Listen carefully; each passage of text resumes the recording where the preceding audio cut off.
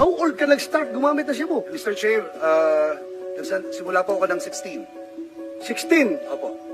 16 plus 15, that's 31. Kailan ka naging pare? 2006. 2006. How old were you? 2006. 31 ho. 31. So meaning, nasa loob ka pa ng seminaryo, gumagamit ka na Meron shabu. po akong tinatawag na relapse, Mr. Chair. Relapse.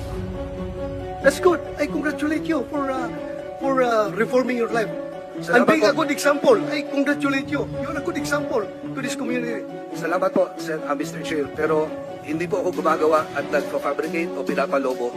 When you said that you do not intend to hurt the feelings of the bereaved, by the word itself, you already did. Salamat po, Mr. Chair. Well, depende sa inyo yan. That's subjective, Mr. Chair. Kasi sa akin, when I see shit happens, that's for us to blame ourselves. That shit happens. That is not intended for the people or the victim. Senador Bato umaamin na may warrant na at humingi siya ng tulong sa Senate President. Anong gusto mong tulong na hingin, sir, kay SP? Hindi niya muna ko i-surrender hanggat hanggat sa kaya niya habang hindi pa kami adjourn. Hindi naman niyang gawin yan. Kahit na may warrant. Ngunit may ikinanta na si dating Pangulong Rodrigo Duterte sa war on drugs. Sinasabi ko naman sa mga pulis, military na trabaho kayo at ako ang managot. Ito na nga. Katapusan na ba ito ni Senador Bato? Nakatanggap ako ng info na yun nga, may warrant na kami. Ang info nga is dalawa na kami ni President Duterte may warrant. So sabi ko, hindi na ko tutuloy para saksasuhin ko yung, di ba sabi ko sa inyo noon na pag may warrant kami, I will seek judicial relief from the Supreme Court. So yun ang, doon ako nag-concentrate ngayon. Yan.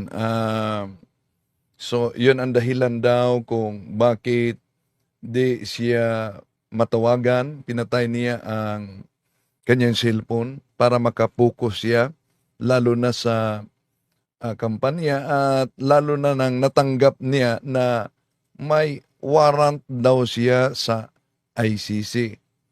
So, sa interview ng national media, sinabi niya to.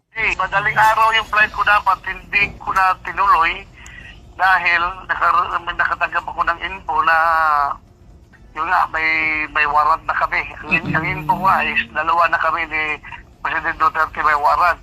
So sabi ko, hindi na ko tutuloy para saksasuhin ko yung, di ba sabi ko sa inyo noon na pag may warrant kami, I will seek judicial relief from the Supreme Court. So yun ang, doon ako nag-concentrate ngayon. Coordinate ko lahat ng mga lawyers namin. Okay. Gagawa kami ng petition. Very vivid pa sa aking memory. When he told me, nung nag-usap kami sa Malacanang, na never siyang mag-cooperate So wala isang salita? ICC. Talagang sinabi niya sa akin, So how do you feel? hindi ako mag-cooperate sa ICC. Sabi niya sa akin noon, huwag ka mag-alala, hindi ko mag-cooperate sa ICC. Dahil after ninyo, Busnex, magkakamay na naman. Yan ang sabi niya sa akin. So ano pang kakaramdam niyo, sir, ngayon? Feeling betrayed. Feeling betrayed. Sir, last na... Betrayal to the max. Yan ang naramdaman niya, no? Betrayal daw ni Pangulong Bongbong Marcos na nag-promise na di sila ibigay sa ICC at hindi mag-cooperate. Sa unang pagkakataon, ang dating PNP chief din na si Agbayalde ay nagsalita na at sinabi niyang kabastusan ang ginawa ni General Torre daw na kalad ka rin si dating Pangulong Rodrigo Duterte. Ang una kong maiisip is bastos. No? Bastos. Bastos in a way na hindi siya na-accord ng due process din. No? puwersahan nandun. So nandun yung nakita naman po natin, di ba? Na kung paano siya natrato. Halos sabihin niya na kung hindi ka tatayo dyan, kakalag ka rin kita, iakyat kita doon. How can you say that to a former president? At sa mga nagsabing may injusticia o injustices na nangyari lalo na sa paghuli kay dating Pangulong Rodrigo Duterte, may pahayag si Father Froblian ang nagpatakbo sa Paghilom Center. Ito. Sa mga nagsasabi na si Duterte ay inabuso. Ito po, International Criminal Court, walang tao at bayan ang nagdidikta doon. Pati nga si Trump inuusig dito eh. Kaya ito sa inyo. Paano siya inabuso? 30 milya ang pinatay niya eh. Ni 5, 2, 3 lang yata ang nahatulan. Homicide pa. Paano nang abuso yon? Hindi abuso yon. Siya nang abuso sa bayan. Kaugnay sa sinabing arrest warrant para kay Senador Bato, humiling siya ng tulong sa Senate President na kung ito'y lalabas, huwag muna siyang isuko sa ICC. Ano masasabi ninyo?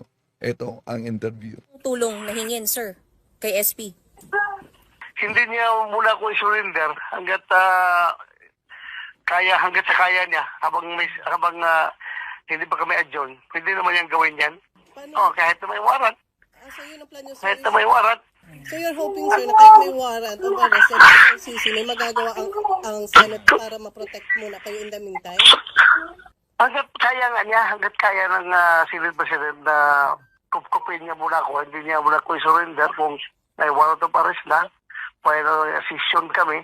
Kasi I hope din na respetuhin din siya ng executive branch of government, no?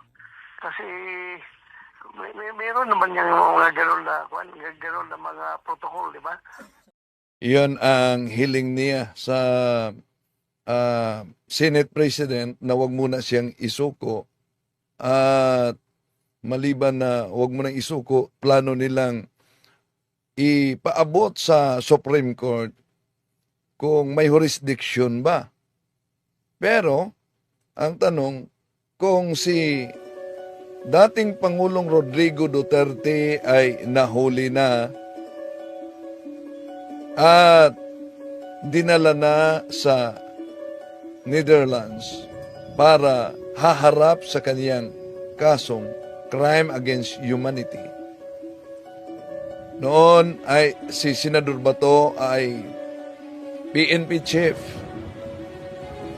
Kaya kasali siya at hiling daw umano siya ng tulong sa Senate President at sa Supreme Court. Pero iginiit nito na di daw siya takot sa ICC at harapin niya. May hamon pa siya kay Trillanes. Ikaw ba, Senator, hindi ka nangangamba dun sa pagpasok ng ICC sa bansa natin? Hindi ka ba natatakot? Hindi ako natatakot. Bring it on. Senator, to this day, Bring it on. wala po kayo natatanggap na invitation natin? Wala. Because last time we spoke to you, sabi niyo po, ay yung tanggapin yung tawag. Wala. Siguro nagsawa na sa kakakontak sa opisina ko. Hindi na. Wala na tumatawag. Letter, wala din po. Wala na rin. Huminto na sila. Lalo na ngayon na pinaghahabol na sila ni President Trump sa US, di ba? Yung mga ICC. Wala na. Hindi na sila nakikialam kasi sabi ni Trump, lahat ng mga nagpapacilitate ng pagpasok ng ICC investigation sa US at saka sa allied countries niya ay ipapa-revoke niya yung kanila ipa-cancel yung visa sa US at saka ipa-freeze yung mga ari-arian sa US. Kaya siguro tumahimik na sila. So tingin mo tapos na yung problema sa ICC? I can never say that because hindi ko man hawak yung ICC talaga eh.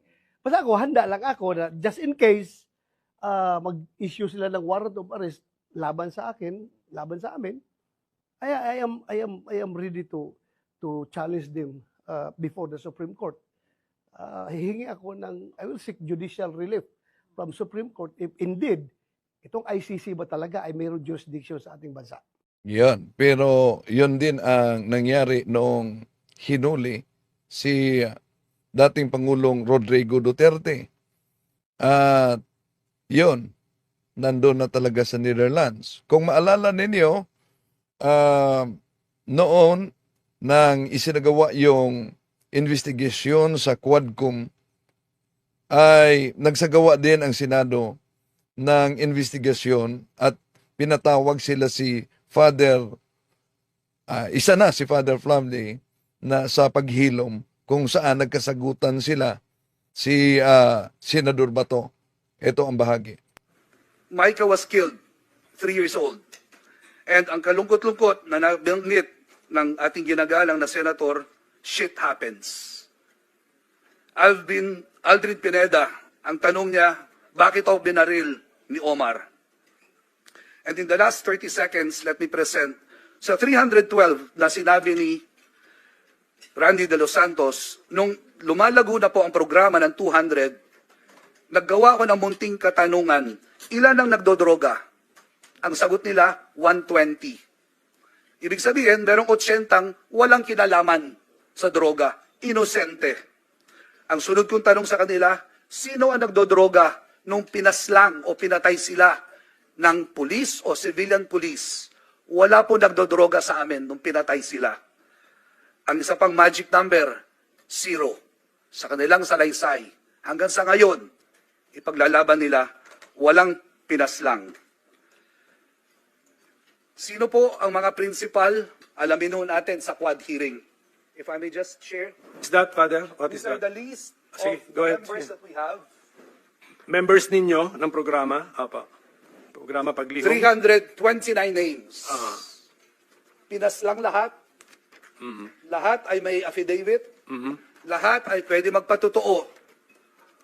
Lahat po ay may pamilya na wala ng breadwinner. At ngayon ay naghihikahos, ngunit lumalaban ang hangad, katarungan sa bansang makadiyos. Hindi dapat palakpakan ang pumapatay. Dapat ito kinakalinga at hinihilom. Marami po salamat. Thank you. Father, ganito. Kaya kayo maraming alam sa issue na ito kasi kayo ang nagpapatakbo ng programa, ano yun? Program paghilom po. Program paghilom. Hello kay Kaburnok ng Factmasters PH. Huwag niyong kalimutan din na mag-subscribe sa kanyang channel. Dami kayong matutunan na napakaganda. Tuloy natin. At dahil sa ikaw nagpapatakbo niyan, ano yung interaction mo? Doon sa 312 families o sa 200 families? Both po. How many families na yung We have ka-interaction mo? 312 families. 312 families yung ka-interaction mo. Kasi Yes, po. namatayan sila lahat. Yun po. Yes po. That's why doon nakabase lahat itong sinabi nyo. And that is in coordination with Randy. Ito si Father Flamley, Flavie. Noon, gumagamit ito ng drugs. Naging drug addict. At may isa ding kilala nating pari noon na naging drug addict noon at naging pari na at naging exorcist ngayon. Tuloy natin. De Los Santos being my field coordinator. Kasi si Kian is one of the 312 na nakalista. Sige po. So, definitely organized na yung data ninyo. Tama? Yes po. Apo. So, can the committee request for your organized data? We will, upon checking po with our lawyers, what we could share and what is highly confidential for their safety. Acknowledge din natin si kapatid na Romeo Vintar Palma. Hello, kapatid. No? Kumusta po? Okay, tuloy natin mga kapatid. Sa tanong, marami na tanong. Inaano ko lang yung itong, nilalagay ko lang sa context yung bakit tinawag natin si Father Flavie as a witness. Kasi although hindi siya namatayan, hindi siya but 312 families ang inaruga ng kanyang organization. May message dito si Bro Romeo Vintar Palma. Good afternoon, Bro Winden. God is good all the time. All the time, God is good. Tungting kung tingnan, nakatulong yung ginawa ni ex-President Duterte sa war on drugs. Ngunit, overkill ang ginawa nila. Kaya yung nabiktima na. No? So, talagang nakatulong ang kampanya dahil daming mga sumuko. Ako nagiging isa sa mga lecturer paulit-ulit sa isang syudad para sa mga drug surrenderies. Sa isang gym na punong-puno talaga sa mga drug surrenderers. Ang problema lang, itong naunang deklarasyon niya na sige, pakita niyo na lumaban. Okay, patayin. O, di ba? Iyon ang deklarasyon. Kaya may nangyari talagang ganyan. Ako ang mananagot sa inyo. Kay Kian, 3 pulis, nahatulang guilty beyond reasonable doubt. Kaya di masagot din ni dating Pangulong Rodrigo Duterte na mananagot ka ba sa pagpatay din kay Kian de la Cruz, no? Na nagmamakaawa nito mga pulis na ito na may exam pa ako. Oh. So, may mga nabiktima at may mga bata pa na dito tinatalakay, no? Ni Father Flavie. At ang good na epekto doon sa panahon, ang daming mga sumusuko talaga. Daming mga sumusuko. Ito'y nawala na ngayon. Anong programa na? Anong nangyari na yung mga sumusuko? Dahil may programa bawat barangay, pero ang problema lang, yung grabing patayan. At may mga napaabot pa sa Office of Exorcism na pulis na nagwala talaga sa prayer. Bakit? Dahil sa pahayag niya, ang dami na umano niyang napatay. No?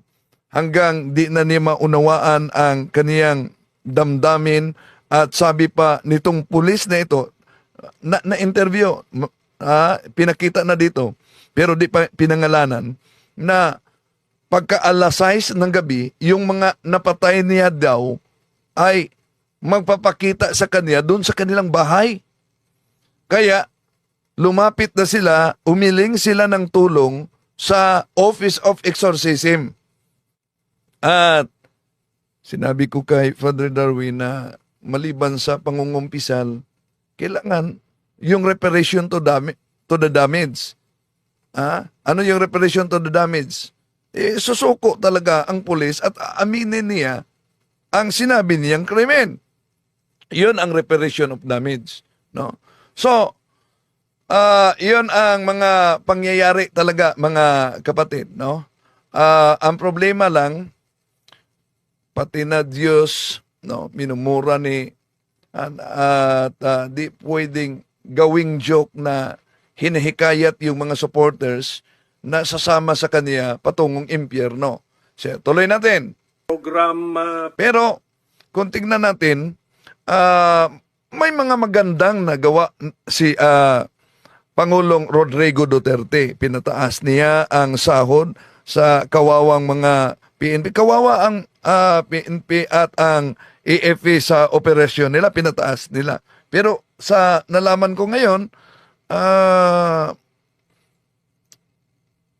iwan ko kung kinuhanan ba ng budget na ang AFP sa ngayon. No? So, may mga nagawa siyang napaka pangmasa niya sa Davao, lalo na sa disiplina, kaya ganon talaga ang mga masa sa kanya. Sa discipline, halimbawa, magpaputok ka ng firecracker tuwing New Year. Kung i-report ka sa 911, yung nag-report ay makatanggap pa ng cash. Mahuli ka talaga. Yun ang discipline nila. Pero ang problema lang, yun bang palaparin na ang sementeryo at yun ang kaganapan at nangyari. Tuloy natin. paghilom at meron kang personal interaction with them. Okay, sige. Salamat. And then meron kang sinabi na, sabi mo, Senador, na sabi, shit happens. Sino yun? Are you referring to? Yung po yung nabanggit ni Senator Go nung namatay si Sandali muna, no? May nabasa ako. Huwag na po kayong makisawsaw. Hindi ko salita ng Panginoong Hesukristo na lamang po ang ituro. Mali po, kapatid. No? Mali po yan. Halimbawa, sa panahon ni John the Baptist, ano bang ginawa ni John the Baptist? Nangaral na lang siya? Nagbinyag? Anong dahilan? Pinutulan siya ng ulo. Dahil aktibo siyang nangaral sa immoralidad na nasa gobyerno. Di po ba? Yun ang dahilan dahil may kalaguyo ang leader sa gobyerno noon. At dahil diyan, kinulong siya. So sa panahon ba ni John the Baptist, kung sakaling nandun pa ka, sasabihin mo ba kay John the Baptist, huwag ka na makisawsaw. Hayaan mo na lang na si Herodes ay may kalaguyo. Magpatuloy ka na lang sa pangaral at magpatuloy ka na lang sa pagbinyag. Ganon po ba ang gustong sabihin mo? Tuloy natin. Malaking bahagi, kailangan talaga na makisawsaw tayo sa usaping politika. Bahagi yan sa pagiging Kristiyanos. Wala sa Philippine Constitution natin na bawal na makisawsaw kahit simbahan sa mga usapin na may kaugnayan sa ating politika. Tandaan, kahit ang ating konstitusyon, hindi yan makatindig kung wala ang preamble. With the Filipino people imploring the aid of the Almighty God. Tuloy natin. Micah. Kaya nga, si Kibuloy, sinabihan nyo bang huwag na kayong makisawsaw? Diyan na lang kayo sa kingdom ninyo. Mangaral, huwag na lang kayong tatakbo. Okay, tuloy natin. So, Senator Go? Sorry, Senator? my apologies. Senator De La Bato. Rosa. Sige, as a matter of right, the Senator can react if he wants to. Yes, Mr. Chair, thank you. I just would like to put in context. Paano ko sinabing shit happens? Indeed, I said that. Shit happens. Yan. Ang terminong shit happens, hindi daw umano ito dahil yun ang pahayag niya para sa biktima, kundi ituloy natin. Because sa amin sa police, sa military, during operations, when you don't have complete control of the operational environment, you expect shit happens. Yung nangyari nga, namatay yung bata, tinamaan yung bata, talagang, for us, shit happens. Nangyari yun. So what's the fast? Ang problema kasi dito, nauna ng pahayag din dating Pangulong Rodrigo Duterte na kung meron mang madamay ang madamay, siya ang mananagot. Diba? Ilang bisis niya sinabi. At meron pa pagkakataon na sinabi niyang ipabarel yung mga pare. Pero nagkataon na yung isang pare na si Pater Leto Pais na tumulong sa paglibing sa napatay sa tinatawag na extrajudicial killing, tinulungan niya na mailibing ito. Ano nangyari kay Father Paez? Binarel din siya. Ano ang resulta sa investigasyon? Ang resulta sa investigasyon sa pagkamatay ni Father Paez ay napagkabalansya. Ano ang huling pahayag bago namatay si Father Paez? Pare po ako. The past about blaming ourselves for... sinabi ko, talaga nangyari. Hindi perfect yung operation. Hindi mo kontrolado ang environment. May tinamaan na bata. So, anong tawag ko dyan? Perfection happens? There's no perfect operations. Sometimes shit happens. That's what I said. But that does not mean to degrade the soul, the departed soul of that child na namatay. Ang problema lang sa inyo, Father, you are trying to capitalize my words for propaganda purposes. That's very bad, Father. Masama po yan. Huwag niyong gamitin, you do not take the word out of context para i-propagandize yung isang issue. Ako, sinabi ko shit happens because I'm blaming myself as the chief PNP. Nangyari yang nang hindi dapat nangyari. Namatay yung bata, tinamaan. Really, shit happens. Pero, when the media presented it, when the media articulated it in their papers, wow, iba na. Bato is demonyo na. Na yung bata parang masaya pa dahil lang namatay yung bata. Mali po yun, Mr. Chair. So, At hindi lang yan mga kapatid, ito ang paghilom program nila ni Father Flavi at ang pagtulong sa paglibing at ang mga naiwan at yun din ang ginawa noon ni Cardinal David, no? Ang pagtulong lalo na sa mga biktima at ang pagpalibing nito. Sasabihin ba ninyo, wag niyo nang tulungan, wag niyo nang palibing. Magmisa na lang kayo. Pagkatapos, anong resulta? Di po ba sinabi na dahil palaging lumalabas sa parokya at nagbibisita sa mga bahay, inaakusa si Cardinal David noon na baka nagbibinta ng drugs daw. Kaya ang CBCP naglabas ng opisyal na pahayag kaugnay diyan. At hindi lang yan. 4 sa mga obispo ang sinampahan ng kaso. Naalala nyo ba yon? Pero na-dismiss yun. Tuloy natin. matanong ko lang si Father, when you said that you used drugs for 15 years, ano po yung drugs na ginamit mo, Father? Shabu po, o bago pa mag-shabu. Pare ka na noon?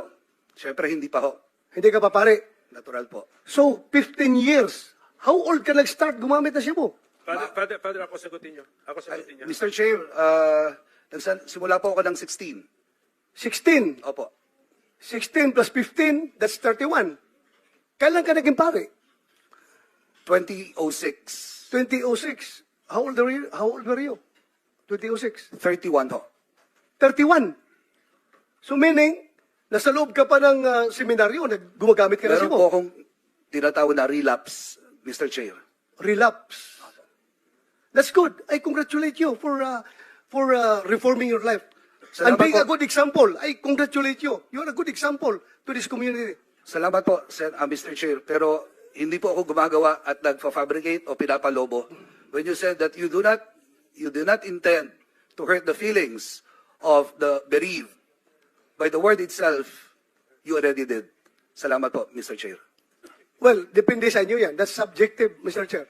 Kasi sa akin, when I see shit happens, that's for us to blame ourselves.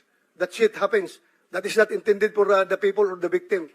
And Can we contextualize? Aminado naman si Sento Bato, konektado ito sa 1-year-old na namatay, kaya kayo napasalitang shit happens. Yes, Mr. Chair.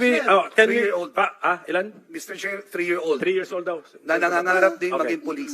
Sige, Father, ikaw familiar sa what happened doon sa 3 years old na namatay? Sige nga, so that we will see the... Sa pagkaalala ko po ay ito po ay isang police operation at ang hinuhuli nila yung anak, ay yung tatay, at dahil dito ay nadamay po yung anak, ano? Nadamay yung anak at namatay yung anak. I wouldn't want to give any Saan po yun? I wouldn't want to give any Place and then date, and then sa incidenting yun, yung 3 years old lang ang namatay? kasama po yung ama, Mr. Chair. Kasama ang ama. So, yun. That is the context, ha? Yan, Yes. yan yung context, ha, na nangyari to. Yes, Mr. Chair, wala naman talagang pulis gustong pumatay ng bata. Kaya nga sabi ko, shit happens. Tinamaan yung bata sa crossfire. Kaya nga, nangyari yun. But, Father, sa investigation ninyo, official police operation yon, na-confirm na ninyo sa HQ? It was po. Kaya Okay, may mga pangalan ng operatives. I think meron po, Mr. Chair, and ayaw kasi mag-appear po nung... Paki-organize na lang po yung data kasi Opo. isa na yan sa napag-usapan natin ngayon.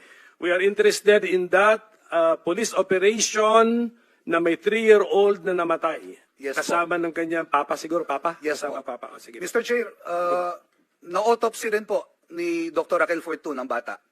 So, she can objectively provide the truth in this committee. Salamat po. yeah, Mr. Chair, Senator Bato. another question. yung inimbestigahan ninyo, Father, ng mga kaso, marami yon sinabi mo. And you have evidences. Meron kayong proof na sabi mo pa nga, binalian ng kamot. Sabi mo, may mga revolver na paulit-ulit na ginagamit as a exhibit. Then, sa haba ng panahon, Father, ilan na pong kaso na file ninyo pertaining to those cases that you have investigated? Ilan na pong kaso na file ninyo? Can I respond, Mr. Chair? Respond to the best of your ability. Okay. Pero hindi naman, I don't think it's the responsibility ninyo to file the cases. Pero sige, Precisely. Mr. Chair, but since concerned siya, advokasya niya yan, he should see to it that justice must be served to these victims. Hindi po ba mas responsibility ng pulis yan? Tama, di ba? Pulis ang mag-file ng kaso. Pero, sila si Father Flavie, naka-file din ng kaso. Mga kaso. No? Pulis ang mag-file ng kaso. Okay, tuloy natin. Responsibility nga ng police, Mr. Chair, pero sila nag-imbestiga, he's provided. Otherwise, kung hindi siya tumulong para mapile yung kaso na yan, halata ng ginagawa niya, puro propaganda. Nagpo-propaganda lang siya. Nagsasabi siyang ganon. Hindi pala siya interested na makuha ang hustisya. Hindi niya pinaluap sa pulis kung nakasuhan na itong mga gago na ito. Because for one, I want justice to be served. Lalong-lalo na yung mga inosente na pinatay. Dapat talaga, Father. Baka mas pwede pa akong maging pare kung totoo siya. Yun, baka pwede pa umano si Bato magiging pare. No? Kung tutuusin. Kasi gusto ko talaga, kung if I have the goods, I have the evidence, as you showed that a while ago, bali na, halatang binugbog mo na bago pinatay. Hindi yan ang batayan para makafile kung binugbog sa ebidensya, no? Na may mga bali-bali na. Kailangan pa ang ebidensya talaga na tumutukoy sa mga responsable nito. At yung pulis talaga ang sampa ng naturang kaso batay sa investigasyon. Pero sila si Father Flavie dito, ito, lilitaw na may isinampa silang mga kaso. Di ba? So, you should pinaluap mo sana yun, napile yung kaso. Kung hindi mo pinaluap, well, masasabi ko hanggang propaganda ka lang, Father. Mr. Thank Chair. you, Mr. Chair. Mr. Chair. Senator Risa wants to interject something. Sige, Brief, Senator Risa. salamat kayo, Mr. Chair. Brief interjection lang. May expression kanina na what's the fuss. I think dahil lahat tayo, lahat around the table, ayaw nga natin na may nangyayaring ganito na may batang nako-crossfire. And a good number of us, ayaw din natin ang buong sitwasyong ito na nagkaroon ng EJ case, nagkaroon ng war on drugs. And secondly, Mr. Chair, for the record, ilang beses na rin nagkaroon ng pagdududa sa motibo ni Father Flavie sa pagharap sa ating komite. I think na he doesn't deserve that dahil pinepresyum po ng ating komite na all our resource persons humaharap sa atin in good faith. So kung maaari ko lang i-make of record yan, Mr. Chair, na buong loob akong nananalig sa good faith ni Father Flavie sa pagharap sa atin at pagpresenta nung karanasan at ebidensya na meron ang Project Paghilom. For the record, Mr. Chair. Father, you don't mind being asked these hard questions naman, di ba? No, except that Okay, answer to the best of your ability. Salamat po. And Mr. Chair, I would like to acknowledge the intervention of Senator Riza. Hindi po uso at hindi po nasa bokabularyo ko ang pag-bloat ng katotohanan at pagpapropaganda. Ito po ay ginawa ko sapagkat bago pa magkaroon ng patayan sa nagdaang administrasyon, meron na tayong isang lugar kung saan tinatawag na kalinga. Nagpapaligo, nagpapaaral, at meron pang only rice ang mga homeless. 2015. But when 2016 started and came in, dahil ang pinatay mostly are breadwinners, I was already thinking in advance na ang mga naiwan na pamilya, kapag hindi natulungan dahil breadwinners na namatay, they will also end up in the streets. So to address that issue, we created Program Paghilom to help provide the core competence of psycho-spiritual interventions. Yun po ang hugis ng hustisya na nais namin ipaabot. Let us take note that justice has different facades. Isa lang po ang korte, o ultimate ang korte. But being able to rise up in the morning para magtrabaho, ang anak kahit kandila, magsulat at mag-aral mabuti, para sa akin, katarungan na po yun. Hugis po ng katarungan yon. Now, to address the cases, there are cases that are being addressed. There are cases that have fallen into our hands and they are ongoing. I will not outline it here, but submit the records. Second, if there are really cases of Danlaban, let me now throw this question. Di ba ho, sa investigasyon, sa crime scene, ang isang pine-preserve po dyan ay yung barel na ginamit. 6,000 po daw ang laban. So dapat merong 6,000 barel with corresponding documents. One way to let the public know that the war on drugs was real and true to its word, let us see the 6,000 handguns. That's a question po. Yeah, Mr. Chair. Salamat po. If I may, Senator Bato. I hope in the next hearing, we can invite the Director of Forensic Service of the PNP para mailatag niya yung whereabouts nitong mga Take note, yes. lahat ng mga ebidensya na na-recover. And for the record, Mr. Chair, I just would like parating kay Father na I appreciate what you're doing, Father. Thank you for what you're doing. Pasensya ka na kung sinabi ko na kung hindi ka nakapag-file ng kaso, parang you limit yourself to propaganda. But then again, you said na may nakapile kayong kaso. And I encourage you, please, file kayo ng kaso. Kasi kawawa talaga yung namatay. Mag-file kayo ng kaso. I am one with you in seeking for justice to these victims. File nyo ng kaso. Salamat po at madami pong kaso na inahabla na po. Salamat. Thank you. Thank you, Father. Salamat. Mr. Chair. Yeah, before I recognize Senator Risa, can we ask Attorney Dulay to sit here with us? He's the Inspector General of the ES, para just in case. Yes, go ahead, Senator Ontiveros. Salamat kayo, Mr. Chair.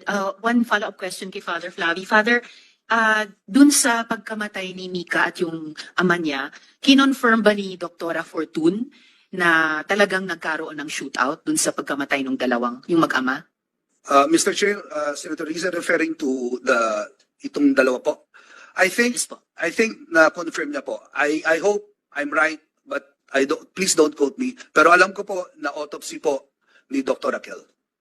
Salamat, Father. So, Mr. Chair, kung maaaring maimbita din po sa susunod na hearing si Doktora Fortune. Yes, yes. Salamat, Nakaplano na po yan. Nakaplano na po. Pero doon po kay yung bata na sinabi mo, Yan, bahagit yun sa hearing mga kapatid. So, ulitin natin, galing mismo kay Senador Bato na may information siya na may warrant of arrest na umano na lumabas para sa kanya. Madaling araw yung flight ko dapat, hindi ko na tinuloy dahil nakatanggap ako ng info na yun nga, may warrant na kami. Ang info nga is dalawa na kami ni President Duterte may warrant. So sabi ko, hindi na ko tutuloy para saksasuhin ko yung, di ba sabi ko sa inyo noon na pag may warrant kami, I will seek judicial relief from the Supreme Court. So yun ang, doon ako nag-concentrate ngayon. Coordinate ko lahat ng mga lawyers namin. Okay. Gagawa ko ng petition. Very vivid pa sa aking memory. When he told me, nung nag-usap kami sa Malacanang, na never siyang mag-cooperate sa So, wala isang salita. ICC. Talagang sinabi niya sa akin, So, how do you feel? hindi ako mag-cooperate sa ICC. Sabi niya sa akin noon, huwag ka magkalala, hindi ko mag-cooperate sa ICC. Dahil after ninyo, who's next? Magkakamay na naman. Yan ang sabi niya sa akin. So, ano pang kakaramdam niyo, sir, ngayon? Feeling betrayed. Feeling betrayed. Sir, last na... Betrayal to the max. At ito ang pahayag kaugnay sa pagkahuli na ni dating Pangulong Rodrigo Duterte sa ilang mga pari at madre. Munting mensahe sa ating mga nanay, sa mga lola, sa mga pamilya ng biniktima ay gaya ng pagkalugmok natin sa dilim, yung aresto ni Duterte kahapon ay sagisag na ang dilim ay mapapawi ng liwanag. Hindi kailanman at hindi magtatagal ang dilim. dito lumalakad tayo paabante upang makamtan natin yung isang mahalagang hugis ng katarungan na ating inasam simula na nagkaroon ng ganitong klaseng bangungot. Ang tawag ay Duterte. Father, Mensahe sa ating simbahan na lang siguro, na huwag natin kalimutan ang pananampalataya ay hindi lang isang hugis. Ang pananampalataya ay nagsisimula sa pagurus pero umaabot lalong higit sa mga mahihirap. Ang pananampalataya ay sinasabuhay lalong higit kung may naghihirap, may namatayan, ang mga pinatayan at mga taong walang kakayanan na magsalita. For short, the church has a prophetic voice and a prophetic mission to live. Let us live this mission just as Christ did. Huwag tayo magpatinag. Natinag na tayo ng ilang taon ng panahon ni Duterte. Tuntukan na natin itong takot na ito at tayo tumayo, tumindig at maging tinig ng mga walang tinig. This was how successful Duterte was. That he divided the nation, he divided communities, he divided families, and even the faith. But I appeal that let us go back to that discerning faith. Bumalik tayo doon sa pananampalatayang nagdinilay. Pagnilayan natin, bakit tinahintulutan natin na payagan natin ang patayan? Saan sulok at parte ng Biblia at ang ating pananampalataya na pumayag, pinahintulutan at ikinatuwa ng Diyos ang patayan? Mensahe, pakiusap, let us continue to search deeply, seriously, critically, the faith that we're living. Because what I know about the real faith is that it celebrates in goodness and detests all forms of evil. President Duterte, nakulong ako 2 beses. Magbabago ka sa loob ng kulungan. Sana wag mo masamain ito. Kailangan ng kaluluwa mo na magbago. Kailangan na wag ka nang magpanggap na hindi ka gumawa ng kasalanan. Ang laki ng kasalanan mo. Hindi lang sa tao, kundi sa Panginoong Diyos. Ang nanay mo ay isang kilalang Catholic lay leader sa Davao, malapit sa mga Jesuita. Very prayerful woman. Siguro sa iyong kulungan, magdasal ka sa nanay mo, and I will pray to your mother to intercede for you. It is not too late to ask forgiveness. Magandang aminin mo na, wag ka nang magsinungaling sa ICC. Aminin mo na lahat. Pag inamin mo na lahat, the ICC will give you only 2 life sentences. Not 5, not 10. 2 life sentences lang. Pero mas may kapatawaran, mas may pag-unawa ang tao sa isang nagpapakumbaba at umaamin na may kasalanan ako. Ako ay humingi ng tawad dahil nagpapatay ako ng libo-libong kapwa Pilipino ko. Ganun po ang gawin nyo. Maraming salamat po. Hello, sister. Ano pong naramdaman po ninyo noon pong naaresto si dating Pangulong Duterte? Una sa lahat, nagpapasalamat talaga ako sa Panginoon. Kasi talagang 8 years na, marami talagang naghahangad ng katarungan. Kasi talaga ako nasubaybayan ko yung mga pamilya ng mga biktima ng EJK. Sa 8 taon na pakikipaglaban nila para sa katarungan. Kaya ako nandito ngayon dahil gusto ko ring makiisa sa mga nangangarap at naghahangad ng katarungan para dito sa mga naging biktima ng EJK, ng war on drugs. Noon talaga, every night, may mga gabi na lumalabas kami para makiramay sa mga pamilya ng mga pinatay. Sa night watch yan, kasama ko sila Father Angel, Father Robert. Talagang makita mo, makinig ka sa mga salaysay nila kung paano pinatay yung mga mahal nila sa buhay. Maramdaman mo talaga na walang hustisya, walang taon na naghihintay itong mga ito para magkaroon ng hustisya. Ngayon nga, tuwing maiisip ko, kahit kahit na ilang beses ko nang narinig yung istorya nila, naiiyak pa rin ako kasi nasira yung buhay nila eh. Nasira yung kinabukasan ng mga anak, ng mga ama na pinatay, ng mga ina na pinatay, o mag-asawa na pinatay. Kung marinig mo yung istorya nila, talagang, talagang sasabog yung puso mo sa awa at saka siguro sa galit na rin na gusto mong makatulong, gusto mong magkaroon sila ng hustisya. Pero talagang hanggang dun lang tayo, no? Manalangin at kung may mga pagkakataon na makiisa sa mga ganito, sa mga iba rin na naghahangad ng katarungan para sa kanila. Sister, may mga magsasabi na yung simbahan, bakit ba nakikialam pa sa ganito? Kayong mga madre, hindi po ba dapat, sasabihin nila, dapat ay nagdarasal na lang kayo sa kumbento? Bakit pa kayo nandito at nakikilahok sa ganitong mga movements? Alam mo, ang aming buhay, ang aming misyon ay hindi lang naman sa pagdarasal. Nagdadasal kami at nakikiisa rin sa ating mga kababayan. Kasi mission din namin nung tumulong sa mga nasa laylayan, tumulong sa mga naaapi. Kaya para sa amin, hindi sapat ang dasal. Kailangan may gawa din. Kailangan namin na tulungan itong mga taong humihiyaw ng katarungan, umiiyak para magkaroon ng katarungan.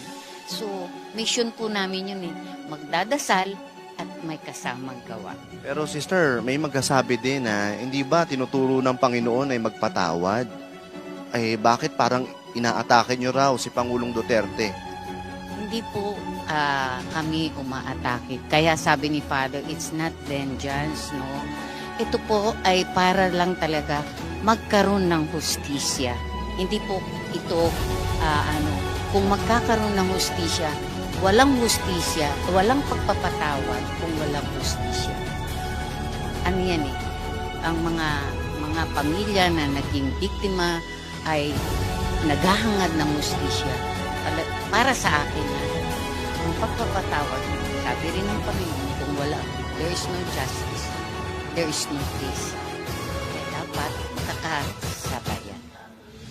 Sister, huling tanong ko na lang po, ano po ang mensahe nyo sa mga kababayan natin, mga supporter at mga kritiko rin ni Pangulong Duterte? Maging vigilant po tayo, patuloy po tayong manalangin at sana'y magkaroon talaga ng tunay na hustisya at kapayapaan sa ating bansa. Okay, yun. May nabasa ako dito. Sabi ni